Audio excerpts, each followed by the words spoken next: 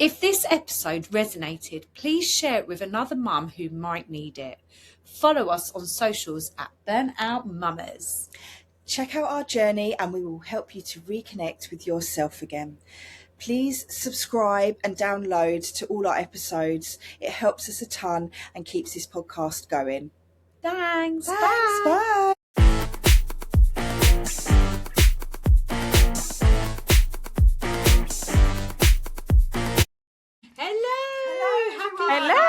Hi, Donna. Hello, everybody. So we are Burnt Out Mummas, and a happy Friday to everybody. So today we're talking about something incredibly special. A group of mums coming together, stepping outside their comfort zones and using football to raise money for a cause that will genuinely change lives. We're joined by the team behind Mums FC Donna, who are raising money for Olive's Appeal this year and supporting families who have experienced the unimaginable journey. I need to get that right. An unimaginable journey of having a baby in neonatal care. So, hi Donna, tell us about yourself and welcome. Thank you for having me. You're welcome. So we'll start back right at the beginning, because everyone always asks me the same question. Why did this idea come about? Both my children were born premature, got a bit of an age gap. So my son's almost 14, so that was 14 years ago. And my daughter will be just turning 8. So it would have been this time 8 years ago that we would have been on the neonatal unit that we're raising funds for at the moment. I've always tried to give back to the neonatal unit. It is a life-changing experience being on the unit, something that's really difficult to explain unless you've been there yourself. But as mums, I think we all know that as soon as your child or your baby's unwell, your whole life's turned upside down. Nothing else really matters.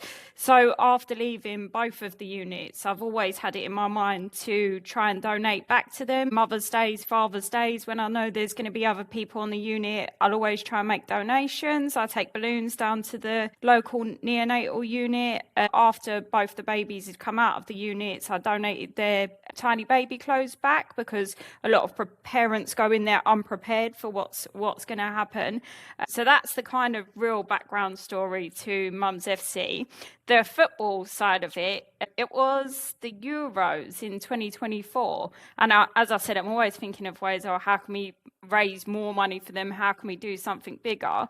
And I thought, wouldn't it be a good idea if the mums played football instead of watching our partners or our kids on the sidelines every week? I think it's something that people would be interested in. I ran that idea past my husband and I thought he was going to say, no, that's a terrible idea, it's not going to work. And he was fully on board, really supportive. And he was like, that's a great idea. Why didn't we think of this before? I think football going on in the background, the Euros going on as well, really helped. Everyone was into the football at the time. We live in an area where football is very prevalent. Everyone's kid gets involved in football somehow, not just boys, girls as well. So it made sense, right? We make friends on the side of the football pitch, and we talk about what teams our kids play for. So I think I can get some mums to be on board with this. So that's kind of the background story behind it. It started off as quite a small idea where I thought a few people would come down and watch. My idea was actually that the mums would make a donation to play. £20 each, say, and we'd have a good pot to give to a charity that supports premature babies. That obviously very quickly snowballed, and I didn't even think about setting up a Just Giving page. That's how small the idea was. Obviously, then once the idea started, my husband got another football coach on board. Then we realised that we'd have enough mums to have 2 teams. We'd play each other, and the idea quickly just grew and grew and grew. Amazing. I love it. Do you know what? Paisley's asked me to join it because she was like, how do you feel about I was like, I actually don't even know the rules for football. How bad is it? My husband loves football. He'll watch it non-stop. And I actually don't know the rules, but you may see our faces down there soon. Well, you should come along to the match. I think the overwhelming support from the community on the day makes people want to get involved. We'll touch on that soon, but basically the first year there was a lot of bribery going on from me to get people to play. They don't know the rules. They've never kicked a football. They're unfit. It doesn't matter. You know, you're turning up for a good cause. We do some training before, you know, so you'll get to know the rules. We don't do anything too crazy in terms of the rules because it's a complete mixed ability. The fact that you're willing to turn up and raise money for the charity, that's what you need out of the mums. Amazing. And you've got a friend also. Yes.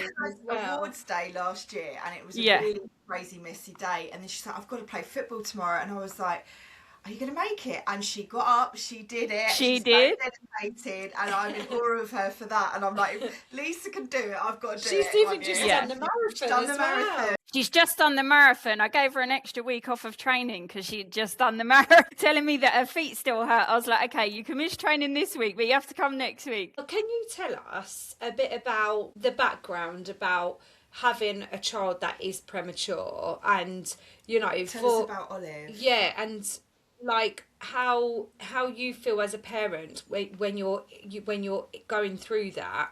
Yeah, I think it's a time of just so much uncertainty. Of course, as a mum in your head, you've got a plan of how your labour's going to go. You're going to have your baby. You're going to walk out of hospital with your baby, perhaps the next day.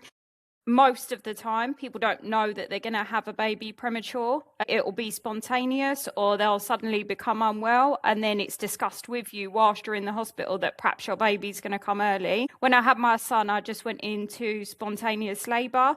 I was almost 36 weeks, so not actually classed as premature, but he was born just before that. And both my children have different sets of issues. So with my son, I had preeclampsia but undiagnosed, and that's why I went into spontaneous labour. He actually, after he was born, he couldn't feed. The nurses came round after they realised he hadn't been feeding and said, look, we're going to take him to the neonatal unit. There's specialist nurses there. I'd never even heard of a neonatal unit. I didn't know anything about premature babies. And it's not until you're put into that position that you quickly learn what's going on. They took him to the neonatal unit and he was unable to feed. So he had a feeding tube.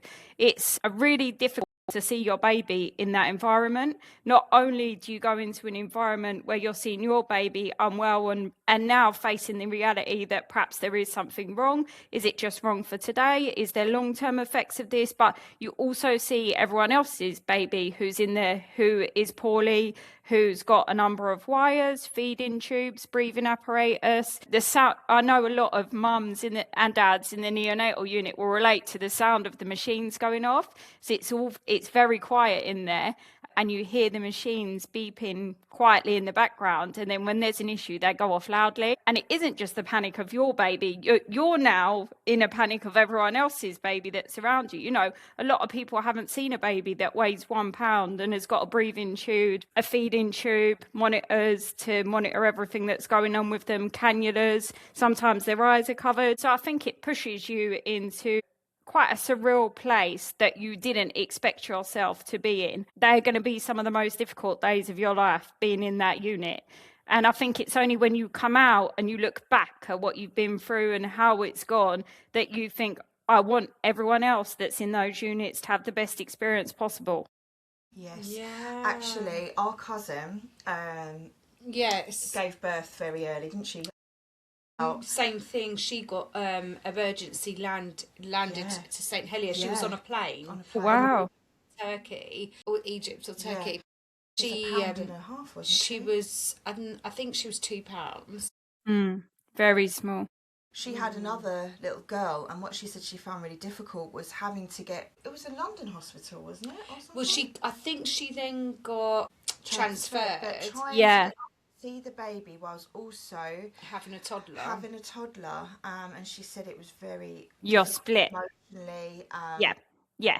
I think they were actually saying that the nurses were like, well, you have to be here. And she was like, I've got to pick up my daughter. And I think that is that's never talked about. That is so challenging for a It's so parent. challenging. You are split because, when I had my son, obviously I just had the focus of him, different circumstances for each of them. But with my son, I was sent home after 3 or 4 days because although I had preeclampsia, I was otherwise well. There was no reason for me to be on the unit.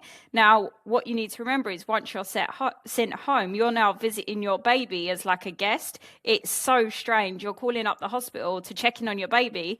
Well, you've just had the baby and never brought them home.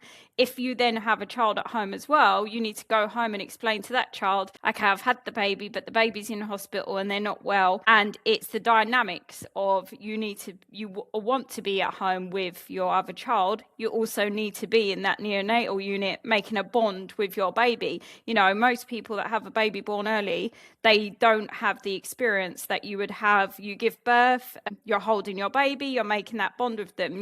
Normally a nurse from the neonatal unit will come into the room when you're giving birth and you'll meet your baby, but she will take your baby straight away, you know, as she should, because they're going to essentially save your baby's life. But the reality of then you're faced, okay, your baby might be in there for a week, they might be in there for 2 weeks, the dad might only have 2 weeks off work. How are you then going to get back to the hospital every day? Who's looking after the child at home? You want the dad to be by your side, but also you've got other children at home. How is this all now going to work? You know, as mums, you take a few hours out to go on a night out or an afternoon out, you got planning to do. You need to sort out who's looking after your child, you need to leave clothes out for them. You know, you don't have the luxury of that. You're just sort of thrown into it, and you need to now try and make this work as best you can. I think the mum guilt starts when you're pregnant, right? You want worrying that you're doing everything right. You're thrust into the spotlight of how am I going to juggle all of this? And don't get me wrong, the nurses on the unit, they obviously know that you've got that. They ask if you've got other children. They take your circumstances into consideration and they help you the best they can. But there is only so much they can do. The nurses on the unit, they're there to save your baby, but they do also carry you through that scenario as well. So having a baby at home, trying to be at the hospital, all of it is as you can imagine, extremely stressful. Yeah, so I can imagine. What support do you think the families would need, obviously, when the babies are in the neonatal care? Yeah, so you've got a couple of things. There was something introduced only last year, 2025, that was passed, the neonatal bill, which basically means that, so normally if a mum goes into labour and she delivers her baby, she's on maternity leave and the dad would be on paternity leave because the baby's been born. So there is something that's been introduced now where for each week that your baby spends in the neonatal unit, you're entitled to a week of leave that doesn't come out of your maternity or paternity pay. If you're employed, you're also eligible for statutory pay as well. So those things make a difference. It's expensive parking at a hospital every day, travelling to and from. You know, you might not drive, you need to get there. Feeding, not making food at home, so you and your partner are eating out all of the time. You might need to pay for childcare. You know, financial implications are a massive thing. One of the things that I mentioned before, so when I had my son, I actually went home without him. After a few days, I was well. With my daughter, something that they have at East Surrey Hospital that they didn't have at the hospital that I had my son. Once your baby is almost ready to go home, they have a unit that you can stay on and your baby comes to stay the night with you. It just helps you to be prepared for going home with your baby and those first few nights, what it'll be like at home. That is something that helps parents massively. The thought of leaving the hospital without your baby and leaving your baby so vulnerable in that unit is very scary. I think if hospitals could provide an area for parents to stay so they're close by. A lot of the mums are expressing milk because they can't breastfeed, but they want their baby to have the breast milk. So they need to be local to the hospital at all times. And that's something that will help massively. Yeah, that's such a true point, actually. Really and I think having that for parents is just such a big thing. 100%, well, the impact of really? Fundraising. So when you raise money for the charities, you said you change it every year. Do you leave it up to them to allocate the money, or do you have something in mind that you're raising money for? So both. So of course, at the end, the we rely on the charities to do the best that they can with the money. And also sometimes things change. You know, you might be fundraising for one thing in particular at the moment, but something else might come up and it might prioritize that. When we fundraised last year for the charity called The Smallest Thing, something that they really focus on is life after the neonatal unit. And when you're premature child or baby goes into like an early years setting and they're going to preschool, they go into school, are those workers in that preschool or that school, are they aware of some of the complications that might come with preterm birth? So they use in their fundraising that we've done for them to really promote that. They go into schools, they visit health visitors, and they try to educate them on what complications could come with having a baby preterm. This year, when we're fundraising for Olive's Appeal, Olive's mum has fundraised endlessly since Olive came out of the unit, and she's made a huge difference to that unit. I've been there, I've seen the work that's been done, like it's incredible. Something that they're really trying to focus on at the moment is the room that I mentioned. So it's actually like a small ward that you stay on with your baby before they leave the hospital. I made it a point, I like to speak to the charity, see what they're going to do with the money. When you've got 26 mums involved that are all trying to help you fundraise, I think it's really important that they know where the money's going. Yes, I know lots of us make donations to charities, and sometimes we feel like, where has my money gone in the end? The charity that we supported last year, the trustee came to my house, she met me. She came just a few months ago to pick up a banner that we'd left, and she was on her way to Parliament to discuss what happens when a child that's been born premature goes into an early years setting like a preschool. So we know where our money's going. It's, you know, it's done amazing things. It's helped that charity to keep going. This year for Olive's Appeal, they specifically want to improve the small ward room that they have for parents to stay on before they leave the hospital with their baby. That is vital. I've been there, I've experienced it. Those couple of nights are so nerve-wracking. You've seen your baby in such a vulnerable position. You know, they might have had breathing equipment, a feeding tube. You may be going home with breathing equipment. You know, it's not necessary that you won't. So for you to be able to stay in hospital, even for a couple of nights with your baby, with the support of the team, to answer any questions you might have, worries, fears, I think it would really support parents before they go home. Wow. What would you wish every parent listening would understand about families going through this journey? To someone who hasn't had a prem baby, what would you want them to understand? I think that, you know, we've got the NHS who are amazing. When we have our babies, when we need any medical care, we rely on them heavily that they're going to do the right thing, you know, and they're going to help our babies. Not only do these units save our babies' lives, they support us through what is going to be some of the most difficult days of our lives. Let's raise some funds and let's make that experience for parents a lot better than it probably is at the moment. The NHS funding can only go so far. Parents need our support. Parents like Olive's mum, who is behind Olive's Appeal, myself, any other parents that have been on the unit, I know 100% they will say exactly the same. Raising funds for the unit so that they can give a level of care to the parents and the families that are affected at the same time is vital.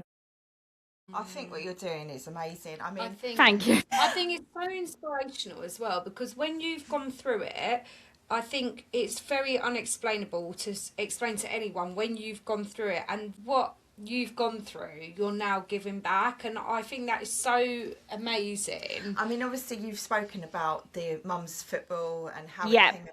So obviously it's a great idea. So every year, is it growing? What does somebody expect to watch you for the day? What do you do with the fundraising? Every year it's growing, but when I say this, I feel like I get really nervous because that means a lot of people are going to come on the day to watch. So well, you're on the podcast now. So yeah, I know, right? So I was going to touch on that. So the first year, as I said, I didn't even think about a just giving page. It was more the mums that are going to play. We'll put £20 in each. That'll give us a good pot because there's going to be 26 of us. I needed to get 26 mums on board. There was a lot of bribery going on. Please, can you play? Don't let me down. Come on, we can do this. Don't be nervous. And then it gets to the day and I'm like, oh, gosh, I'm so nervous. obviously, if you've got 26 mums, they've got families, partners, friends that might want to come and watch. And as it got closer to the day, I was thinking, oh, there might be about 50 people come, something like that. No, forget that. There was about 200 people. We had to play football in front of them, and it was all very nerve-wracking. I try not to say this when I'm trying to get mums on board, right? The second year, I actually thought, so after the first year, I thought, is it just a one-off thing? Will you get people behind you to support you again? It's the same sort of cause. Will people be on board with that? They were well on board with it. The second year, we actually had some mums reach out to us that didn't know anyone, had just seen an advert for needing mums to play. One of the mums in particular, she'd had a baby only around 6 months before, a little boy born premature. She didn't know anybody when she turned up at training, and she just wanted to play to raise funds. Last year was even bigger than the year before. The spectators probably doubled, and it is nerve-wracking playing it in front of that amount of people, right? But you got to try and forget that on the day. There is also an element of fun. You wouldn't believe it, because the mums that say they don't know the rules and all the rest of it gets super competitive when it comes to the day, and it is. We're all out to win. I was going to say, who's the most competitive mum? Do you know what? I am quite competitive. I give it all this talk, but I do get to the day, and I do want to bring that trophy home with me. My team have won for the last couple of years, so there's always gossip before the game. Who's good? Who's not good? Who's going to win? A lot of support has come in. Obviously, if there was support in the first year, as it grew last year, not only the mums, who I can't do it without them. You know, if you don't put yourself forward to play, if you don't participate, like try and come to a training session and get involved, if you don't fundraise on behalf of the cause, I couldn't do it without you. You know, they give me credit for organising it. Yes, that's only one part of it. If 26 of us didn't turn up to play in the match, none of this would be happening. As it's got bigger, we obviously have set up a social media page. So the first year there was just a small flyer that went round. Last year, as it got bigger and more people were interested and the community was getting behind us, we had banners put up on the green. Our social media pages started, and obviously it escalated from there. This year we're doing a podcast, so we're getting even bigger. I was coming on to my question, because I was going to say, why is community so important for your mums? But so obviously you're based in Warningham, it's very local. We are too. Yep. So do you think mums locally and just generally are craving more connection? I think so.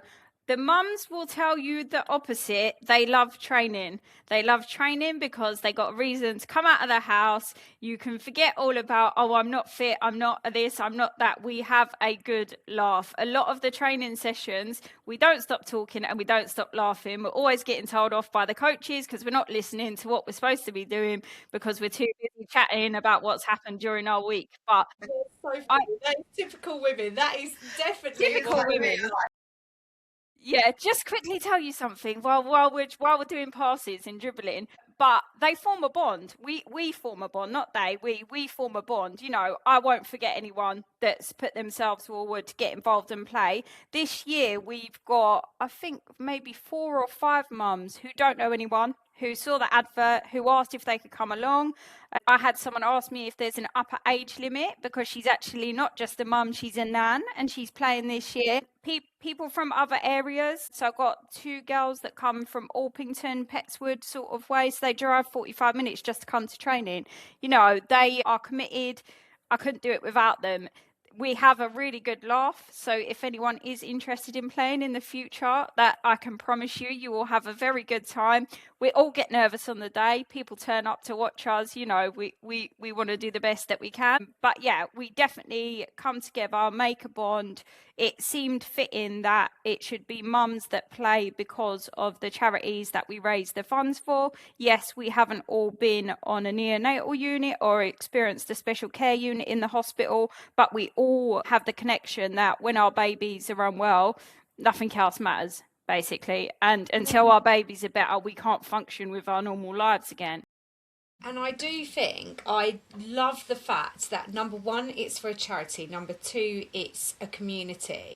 I think it really goes without saying, it takes a village, doesn't it? Yes, absolutely. And I feel like females together are so powerful. If one is low or down, or actually going through that, who've had a premature baby, and then you've got you've got a team, you've got a community to pick you up and go, you know, give you a cuddle or say it's all going to be okay. Like, and sometimes you just want to hear that. Like, you know, sometimes when you've just had a baby, you literally are in the trenches. There, you feel like at the point that there's nowhere out. And I've just had my baby's 9 months, so I'm still in the trenches. I don't really have night's sleep, but again, one of my really good friends had a really tough time at the beginning of the birth, you know, and I'm sure everybody knows someone who's either had a prem baby or had to go through something. Yeah. And, you know, and also It's burnt out.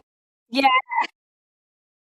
But there is the other side of it, that there is some babies that don't pull through, and we need to support them mums and support them people that are really, really helping them families. And I think that is, you know, not to go without forgotten, because I think that's something I probably didn't touch on as well. But when you are on a neonatal unit, I think I said right at the beginning that not only are you worried about your baby, of course, you know, that's your main priority, you are put into a environment that you never expected to be in. And it's really hard to explain to someone who hasn't been in that environment.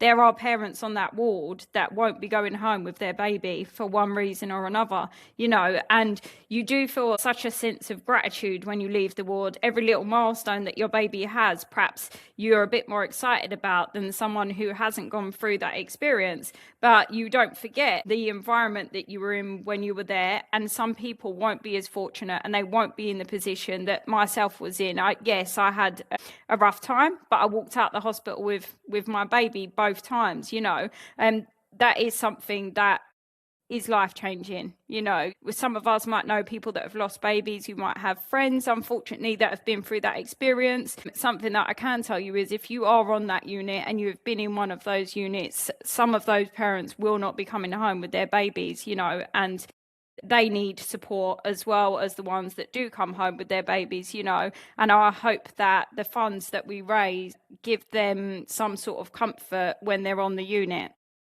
Oh, that's amazing. And I think it's so good for this that we have awareness. That's why we wanted to bring you on, obviously, as well, because you're a local charity, you're doing something amazing.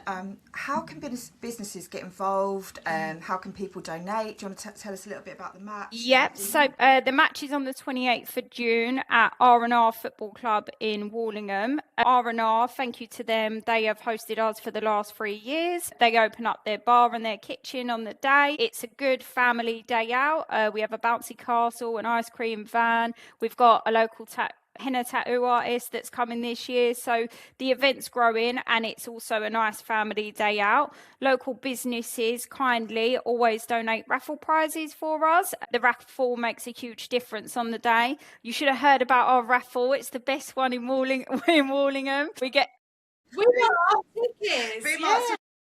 You've got to come along. I see all the prizes turning up. Like, we've got businesses that really kindly donate for us. The raffle's a big attraction on the day. I see all the prizes turning up to my home, and I'm like, oh my gosh, I'm not even going to be part of this. There's a robotic Hoover, there's TVs, there's signed Palace tops. There's a Shark fan, there's AirPods, there's all sorts. Like, we are very lucky with the prizes that we get. It really helps to push our donations. In terms of supporting us for fundraising, we've got a link to our Just Giving page on our Instagram and Facebook pages.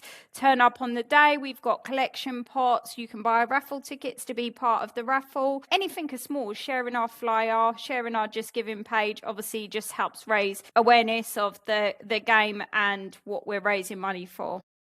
Amazing. We're going to put it on all the posts. If you send it across to us, and we'll put the link under. I'm going to see you there, aren't I? You're coming along to cheer us on. I'm not going to lie, we've got awards the day before, and I'm supposed to be going to see Take That. Not important. Not important. No, we'd love to be there. What time did it start again? So kick-off's at 1:30. People are normally there from about 12 o'clock. 12 o'clock. As I said, the bar and the kitchen will be open. There'll be a bouncy castle, ice cream van, etc. There'll be quite a bit going on. So for anyone, feel free to come along on the day. There's no spectator fee. We just ask that if you can, you make a donation. So yeah, if you don't mind sharing for us, that would be amazing. And we've got obviously people that are not so local that listen to the podcast. Yeah. I'm down. Like support. it'd be really great. Obviously, what's your social media page? So Instagram, both. So Instagram and Facebook. I must give a shout out actually, because I have a good friend that runs the social media pages for me. I'm rubbish at social media, very rubbish at social media, and I just don't know where people find the time. But credit to anyone that does. I've got a friend. He deals with all the social media stuff. He's really good. He's on the ball.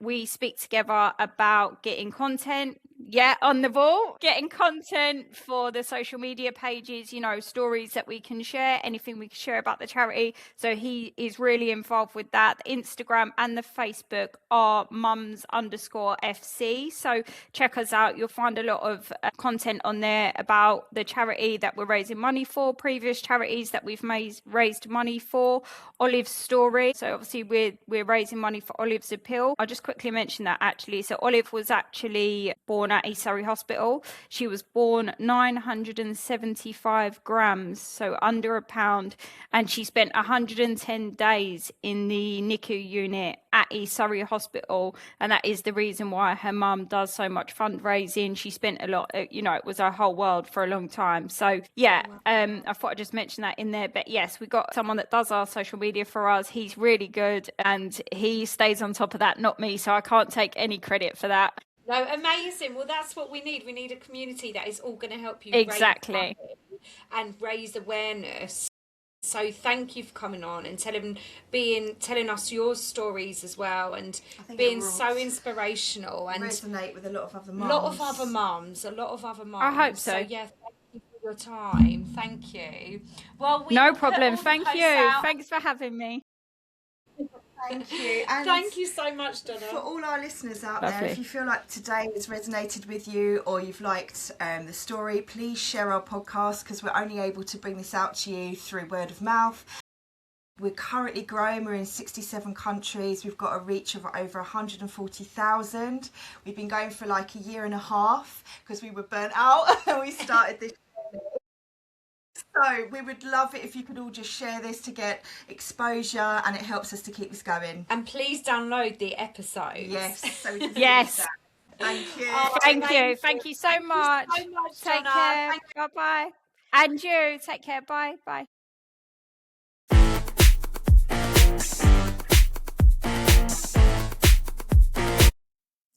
If you're loving the show, don't forget to download our latest episodes. It helps us a ton by boosting the show and making sure more people find us. Plus, you can listen anytime, anywhere, even offline. And while you're at it, make sure to follow us on Spotify so you never miss a new drop. Want even more behind the scenes content? Follow us on Instagram, YouTube and TikTok at Burnt Out Mummas, one word, for exclusive clips, updates and fun extras. Hit that follow button, send us a message, and let's keep the Burnt Out Mummas community going.